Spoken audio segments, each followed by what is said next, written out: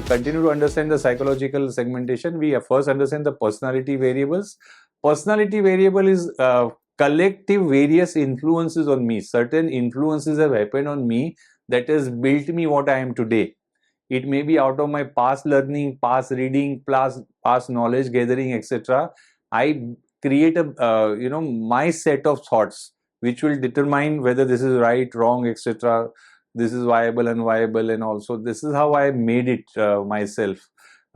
Some correlation definitely exists between personality that I have versus the product choices that I make. Like I being a say introvert, I will not go for a very highly creative or highly suggestive products or a product of the time, as you say. I will look before accepting it, whether everybody is buying, whether everybody thinks the wearer of this is a good person or a bad person, etc. And then I will get into it. Say like coloring of the hair, I have never done, and I probably will never do it, and now I don't need it also, because then I thought it was a very very strong decision, not aligned to my personality. So that's what personality and your doing things and your behavior is a strong correlation. That's what one need to know. There are various variables to one's personality. One need to really understand this classification is not rigid to this 2 or 3 that has been mentioned out here. But please understand the basis that personality based segmentation based on personality traits or a variable has a definitive impact on consumer behavior.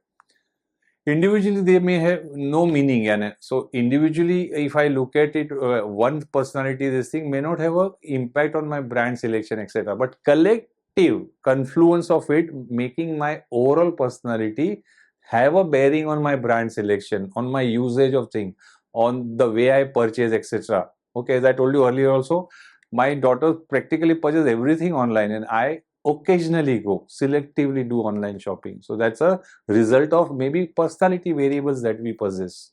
Okay, her exposure is of a new age, what she has seen her peer groups, her friends, right from school days, whatever that she must have experienced. So that has made her what she is, and today I am, because coming from the vernacular school, online was not a concept, personal involvement in the purchase, every buying was a way we learnt how to purchase right.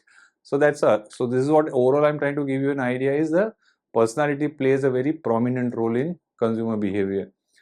Personality can be derived also, the representation of personality is also on various other variables. So like here is an example of when Mahindra launched XUV 500, they portrayed it like a panther. So they linked it to an animal, so that personality of that brand to an animal. Panther, very energetic, very aggressive, very fast. So every element got so gelled well. So people accepted it. You can have a personality, this thing connoted in a geographical shapes, etc. You can determine consumer personality in a different way also.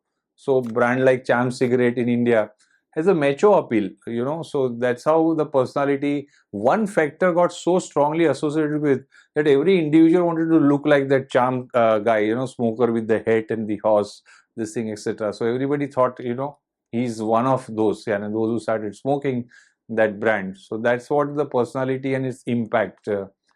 Thumbs Up has introduced this macho aspect by bringing the Salman in. So brands tried to create its own personality in a way that it syncs with the target customers. Target customer must accept it.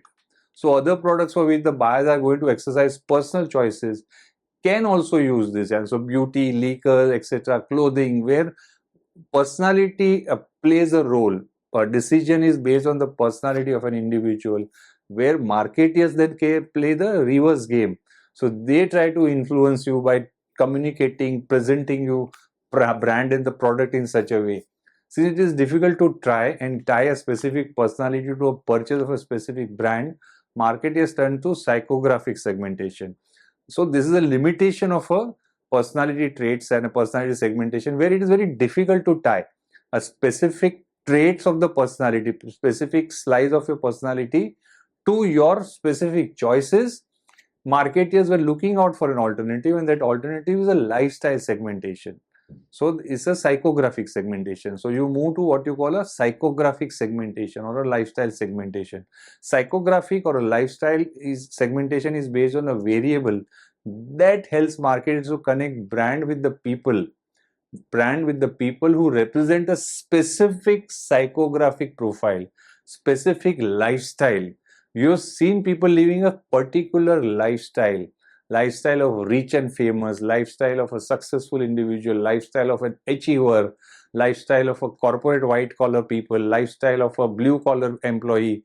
So this is what that psychographic profiling aspect comes into picture, which has to do with the way person lives his lifestyle. And there the belief is that people living specific nature of lifestyle have, again, finally it culminates into same need, wants and desire. Their buying preferences, their buying behavior is expected to be similar, and that's where marketers see an advantage. Lifestyle is a mode of living, and helps marketers to understand those who are in that behavioral living mode. For example, the DO set of 3 for just 100 could be the right choice for the masses who move on the railway bridge. Otherwise, considering a DO, there are DO which is 30,000 rupees also. So it is not made for those who are walking on the railway bridge and looking at the offer made by the salesman shouting, you know, 3 DO 100 rupiye mein, 3 DO 100 rupiye mein, and there are people buying it. So you see the lifestyle which impacts greatly.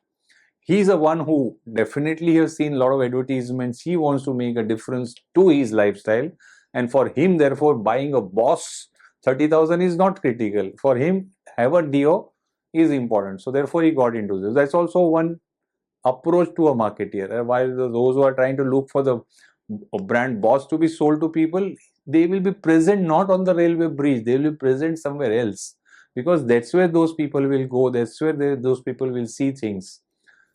So other prefer internationally famous brand XDO. They earlier were aligned to young, and they were trying to create that enthusiasm about being attracted, etc. Pictorial this thing representation was such that, you know, if you use that, people will get attracted to you. So psychographic segment can also cover other aspects, like showing you as a spendthrift, showing you the full of life people, etc. So that's also activity, energetic, etc., etc. So perfume like Boss costing over 3,000 per 100 ml, that is aimed at people who are brand conscious, status conscious. They are believer of international lifestyle living. So you see the psychographic gives a different dimension over and above the personality. Where personality probably fails, the psychographic way of segmentation succeeds, so to say. To arrive at this segment, of course, it is very challenging. These data are not available. This is an entirely consumer research driven data. You will have to understand three things: activity, interest, and opinions of these people. Activity, interest, opinion. Therefore, it is known as an AIO inventory.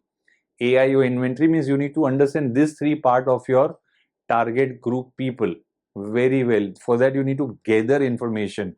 For the consumer research is the solution. So this is what I've tried helping you with. AIO activities like work, likes, entertainment, family, etc. As you can see, the interest could be in job or food or what, sports, grooming.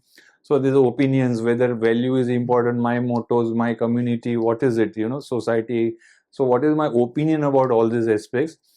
Add to that, demographic helps you to probably create a better psychographic segmentation. But essentially it is AIO that is a critical aspect on which the psychographic or a lifestyle segmentation can be built.